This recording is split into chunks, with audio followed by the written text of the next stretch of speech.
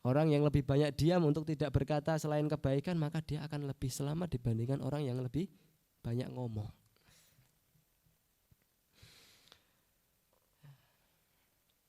Ikhwani wa akhwati rahimani wa rahimakumullah. Kemudian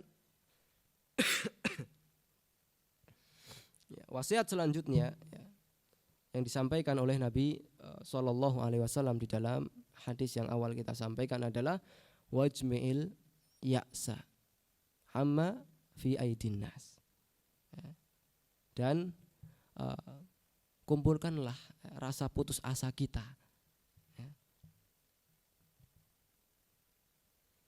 untuk tidak mengharap di tangan manusia, untuk tidak mengharap apa yang dimiliki oleh manusia yang lain. Di sini berarti Rasulullah SAW memberikan wasiat agar kita tidak banyak melihat apa yang dimiliki oleh orang lain, atau anjuran bagi kita agar kita ini memiliki sifat qanaah. Apa itu sifat qanaah? Qanaah secara syariat adalah ar-ridha bima a'tahullah. Dikatakan orang memiliki sifat qanaah secara syariat agama adalah ridha, rela. Rela dengan apa? Rela dengan apa yang telah Allah Subhanahu wa taala berikan untuknya. Bima a'tahullah, dengan apapun yang Allah berikan kepadanya. Baik yang sedikit maupun yang banyak.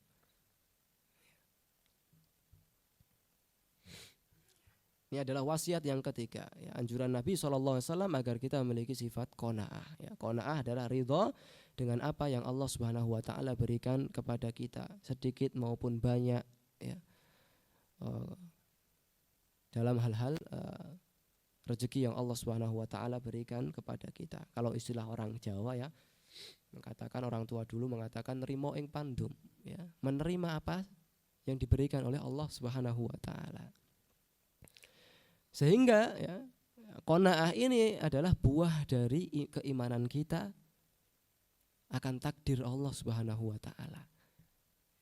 Orang yang memiliki sifat qanaah itu diantara buah tentang keimanan takdirnya kepada Allah begitu kuat. Sehingga sifat qanaah itu tidak bakal timbul tanpa keimanan seseorang akan takdir Allah Subhanahu wa taala. Qanaah tidak akan timbul tanpa keimanan tentang qada dan qadarnya Allah Subhanahu wa taala. Karena dia menerima takdirnya Allah. Dia menerima apa yang Allah berikan hari ini. Cukup untuk dirinya.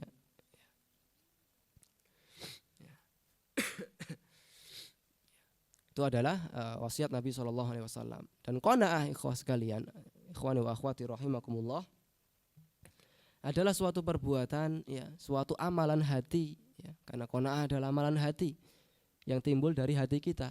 Kita menerima, kita rela, kita ridho, itu dari hati kita. Adalah amalan yang berat, di mana kita ketahui amalan hati itu lebih berat kita jalankan dibandingkan dengan amalan badan. Amalan badan kita tinggal menjalankan dengan anggota badan kita. Kita gerakkan anggota badan kita untuk sedekah, misalnya kita gerakkan anggota badan kita untuk zakat, untuk berangkat umroh, berangkat haji, anggota badan. Namun qanaah adalah amalan hati yang lebih berat dilakukan dibandingkan dengan melakukan amalan badan. Maka maksud dari wasiat Rasulullah SAW adalah fokuskan hatimu. Bertekadlah hatimu untuk tidak mengharap, untuk tidak menginginkan apa yang telah dimiliki oleh orang lain. Kalau kita bayangan kita, oh tetangga kita punya ini, oh teman kita punya ini baru. Kita melihat-lihat apa yang dimiliki yang dimiliki oleh orang lain yang tidak kita miliki saat itu, sehingga bayangan kita selalu di atas terus. Padahal kalau kita mau merasa cukup dengan apa yang Allah telah berikan kepada kita hari ini, itu lebih dari cukup dari dunia yang Allah berikan untuk kita. Ya. Dan di antara tanda-tanda ya, yang Rasul berikan orang itu akan beruntung adalah orang yang memiliki sifat qanaah. Qad aflaha man aslam, Rasul mengatakan ya, telah beruntung orang yang aslam, yang dia berserah diri, muslim ya, kepada Allah Subhanahu wa taala, berislam kepada Allah Subhanahu wa taala, wa qanna'ahu Allah bima atahu. Selanjutnya dia berqanaah kepada Allah Subhanahu wa taala atas apa yang telah Allah Subhanahu wa taala berikan. Ya, sehingga maksudnya adalah fokuskan hati kita, tata hati kita. Ya, tekadkan hati kita untuk tidak berkeinginan seperti apa yang dimiliki oleh orang lain. Ya, sehingga kalau kita berkeinginan terus ya, apa yang telah dimiliki oleh orang lain yang tidak kita miliki saat itu, maka juga akan berdampak kepada rasa syukur kita kepada Allah Subhanahu wa taala. Ya, akan mempengaruhi ya, amalan hati yang lain, yaitu syukur kita kepada Allah Subhanahu wa taala. Ya, maka dari itu Rasulullah SAW ya, mengajarkan untuk kiatnya agar bersyukur. Ya, di situ juga kiatnya agar mendapatkan rasa cukup di dalam diri adalah melihat apa yang didapatkan oleh orang-orang yang di bawah kita, bukan malah yang di atas kita. Ya, Rasul ajarkan, Rasul perintahkan, unzur, lihatlah kalian, ilaman asfala minkum, kepada orang-orang yang keadaannya itu di bawah kalian. Ya. Bukan lihat wala tanzuru ilaman huwa fawqakum, dan jangan kalian tuh melihat keadaan orang-orang yang posisinya berada di atas kalian. Ya, dalam hal duniawi. Tujuannya apa? Agar kita merasa lebih bersyukur, lebih merasa cukup dengan apa yang kita miliki hari ini. Ya, karena yang kita miliki hari ini ya, itulah kenikmatan terbesar yang Allah berikan kepada kita, melebihi kenikmatan dunia. Hadirnya kita dalam keadaan sehat.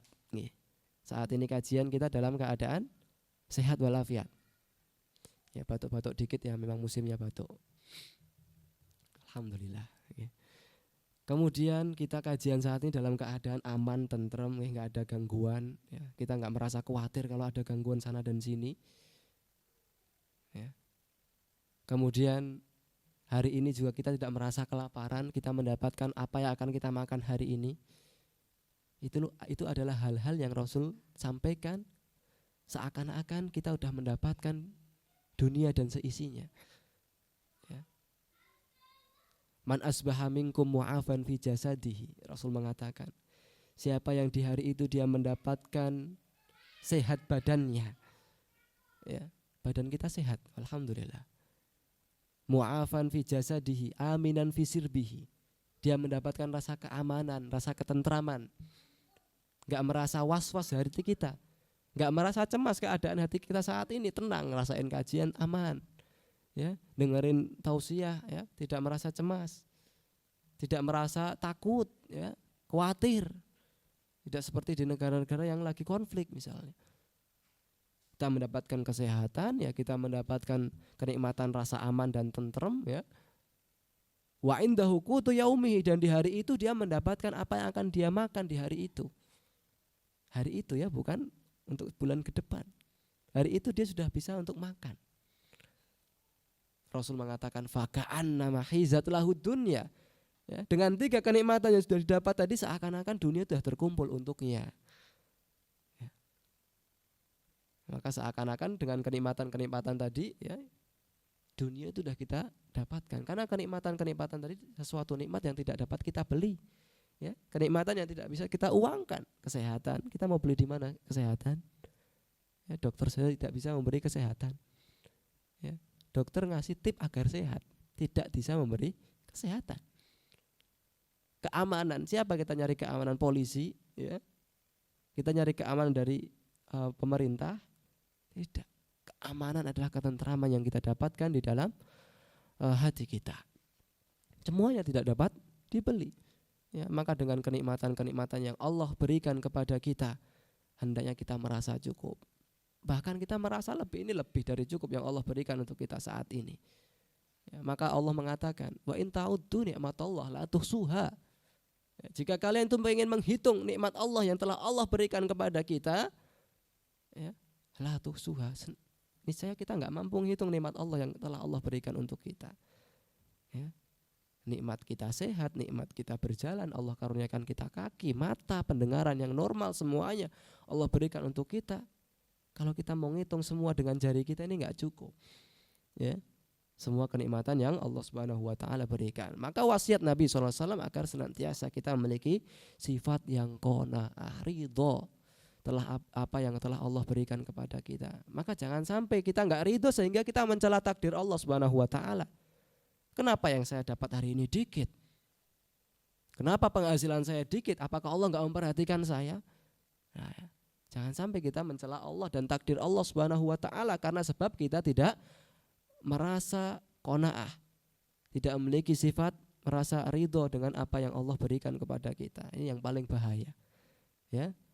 Dampak dari orang tidak qanaah adalah mencela takdir. Merasa tidak terima dengan apa yang Allah berikan kepadanya hari itu. Nah, ketika orang mencela takdir maka sama saja dia mencela hukum dan Allah Subhanahu wa taala.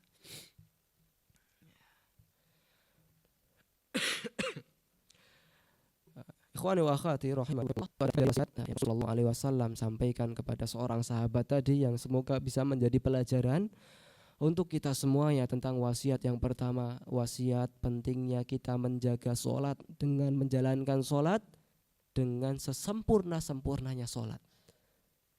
Di semua sholat kita, enggak perlu kita kan terburu-buru dalam sholat. Apa yang kita kejar dalam sholat kita? Sesibuk apa kita sehingga sholat yang hanya 10 menit kita terburu-buru, tidak tumakninah, tidak menyempurnakan ruku, tidak menyempurnakan sujud kita, ya, membaca Al-Fatihah dengan terburu-buru, ya, membaca bacaan yang sunnah yaitu surat-surat, ya, dengan surat yang kadang juga lebih cepat dari apa yang kita inginkan, ya. Apa yang kita kejar, ya, dengan kesibukan kita kalau sholat kita belum sempurna. Maka faedah yang pertama dari hadis yang kita sampaikan adalah pentingnya kita menjaga kualitas kesempurnaan, ya, dari sholat kita. Kemudian ya, faedah yang kedua yang kita dapatkan dari wasiat Rasul SAW adalah anjuran, perintah agar kita menjaga lisan kita, ya, untuk tidak mengatakan suatu perkataan, ya, selain perkataan yang baik. Kemudian faedah yang terakhir yang ketiga adalah perintah dari Rasul SAW agar kita memiliki sifat yaitu sifat qanaah, sifat yaitu ridho akan apa yang Allah Subhanahu wa taala berikan kepada kita. Baik, ikhwani wa akhwati rahimani wa rahimakumullah, barangkali itu yang dapat kami sampaikan tentang nasihat atau tausiah yang di kesempatan sore hari ini. Bila mana ada salah kata yang kita sampaikan maka itu dari kami pribadi. Bila ada kebaikan, ya, semoga bisa kita amalkan bersama-sama dan itu datangnya dari taufik dan hidayah Allah Subhanahu wa taala. Sebelum kami tutup, barangkali dari ikhwan dan akhwat ada pertanyaan, ya, sebelum kami tutup. Tafadhol, kita berikan waktu.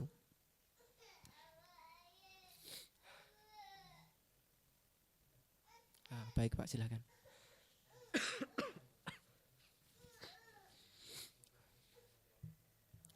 Amin ya Rabb.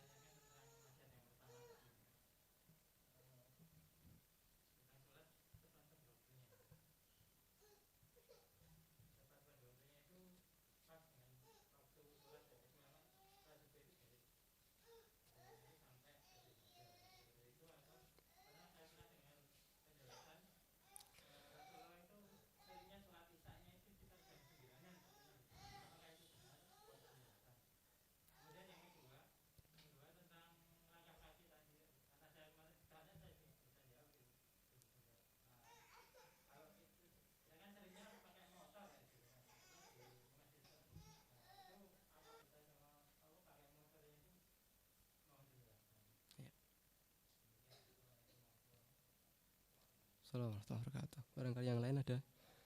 Kita tampung dulu 2 pertanyaan. Tafadhol. Assalamualaikum warahmatullahi wabarakatuh.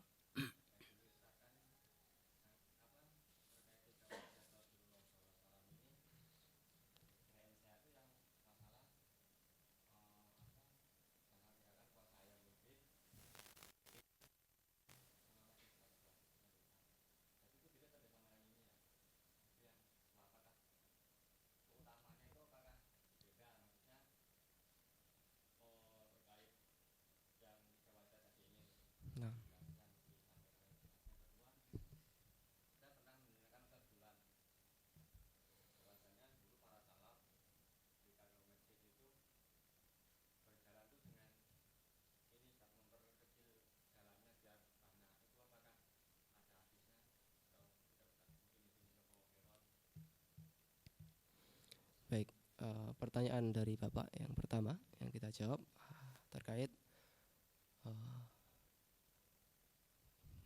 waktu sholat ya Pak ya. Di mana Rasulullah SAW perintahkan amalan yang utama kita sampaikan tadi adalah as-sholatu ala waktiha, yaitu sholat tepat pada waktunya. Ya, tentu ini sudah jelas ya. Sebagaimana tadi kita sampaikan di ayat, waktu-waktu sholat itu sudah jelas waktunya. Namun yang ditanyakan Bapak tadi, apakah sholat isya ya, itu waktunya lebih afdol diakhirkan. Ya. Memang ya Pak, untuk waktu sholat yang lain itu lebih utama di awal sholat, di awal waktu. Sholat subuh, sholat duhur, sholat asar ya.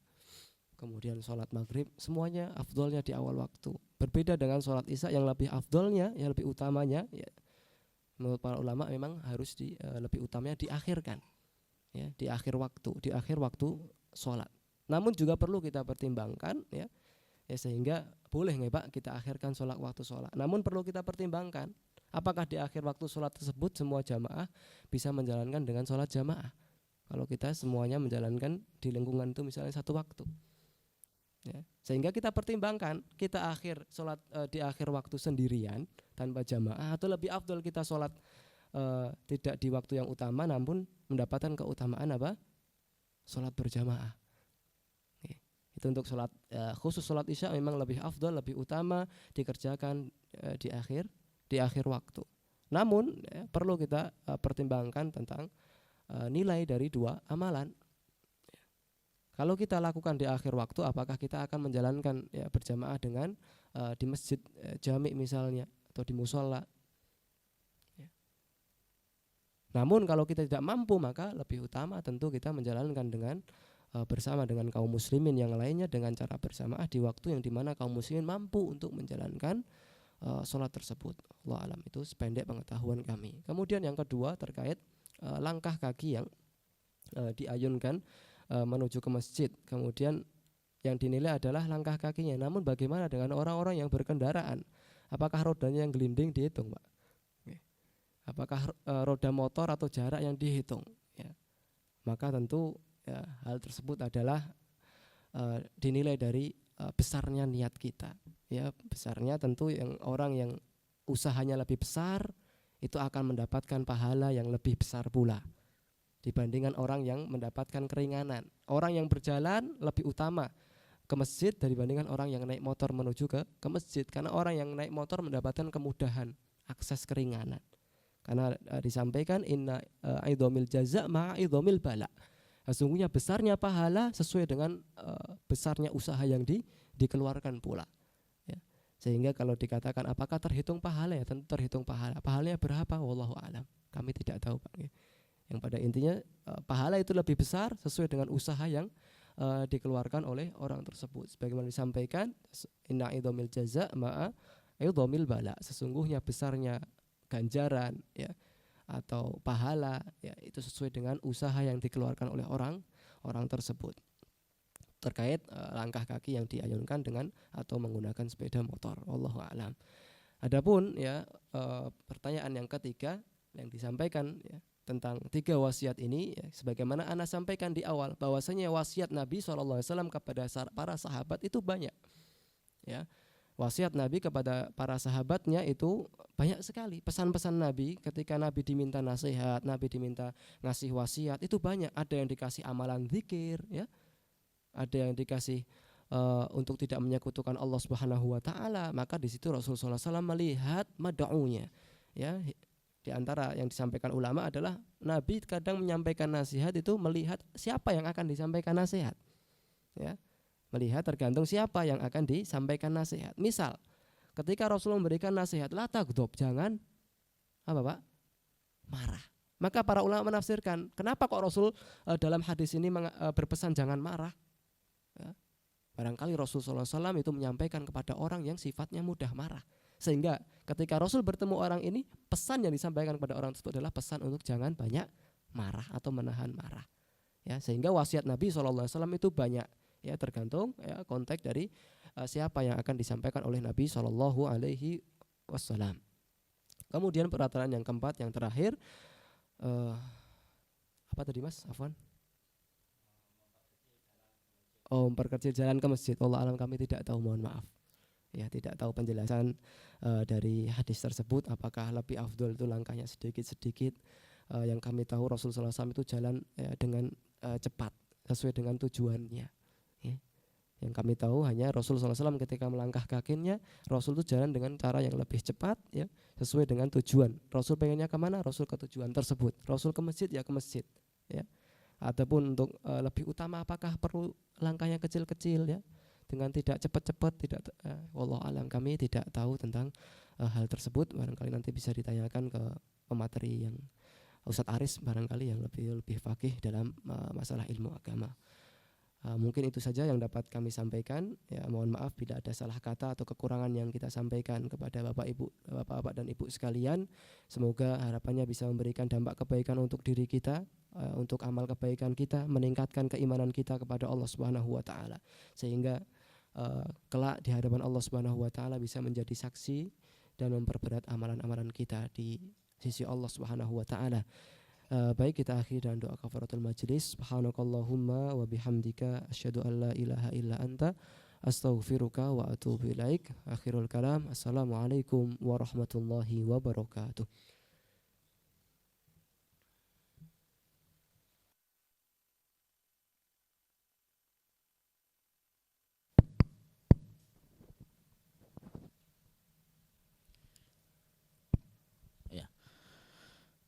Dan celak itu ada kalanya berwarna hitam, ada kalanya berwarna agak kemerah-merahan, ya, seperti merah hati yang agak kehitam-hitaman. Wa kullu minhuma yuqalu lahul ismid, dan kedua kan dengan ismid. Wa huwa sari'u tafattut wa yushiqu tamaman bi haitsu yakunu na'iman summa yudha'u fil aini an tariqil maili aw nahwihi. Yang mana celah ismid itu dipakai di mata, ya, entah itu dengan dioleskan atau dengan ditaruh di mata kita, ya.